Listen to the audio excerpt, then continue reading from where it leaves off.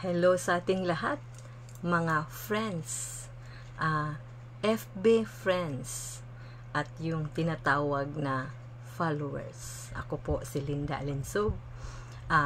Siguro mga idol ay pansamantalang titigil muna ako sa pag-upload ng mga Facebook Reels. Kasi sa totoo lang, nagkakaroon na po ako ng in-stream ads at saka ads on Reels at ads on live streaming. Pero mayroon lang akong konting pagtatampo po sa mga Facebook empleyado po ni Meta. Kasi sa totoo lang, bago ako pumasok sa pagre-reels ay mayroon po akong layunin. Ano po ito? Layunin ko lang po na mag-a-upload ng mga videos na may kabuluhan, na may tinatawag na may makukuha talaga ang mga tao na mga lesson, mga information. Kaso, halos magwa 1 year na po ako sa pagiging reelers ay nakikita ko na ang iba ang gusto ng Facebook.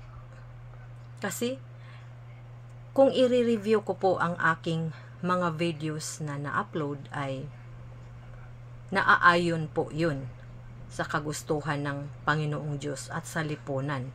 Pero parang hindi yata yun ang gusto ng Meta World.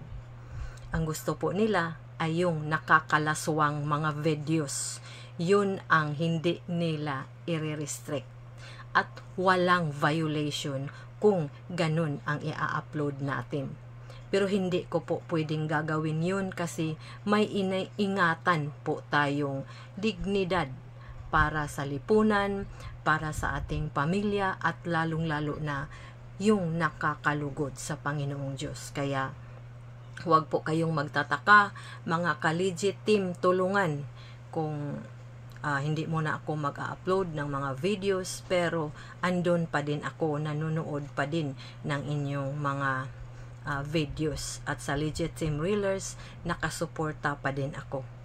Kasi kahit naman hindi ako magre-reels ay mayroon man din tayong pangkabuhayan. Kaso sa totoo lang, after ako early retire sa aking trabaho ay nag-i-enjoy po ako dito sa pagre-reels, at ang layunin ko po ang makahatid ng tamang informasyon, ma-happy po ang mga manonood sa akin. Kaso unti-unti ko pong nakikita kung ano ang gusto ni Meta. Kaya kung nakikita ninyo dyan sa mga nagre-reels ay halos nakahubad na. Oo.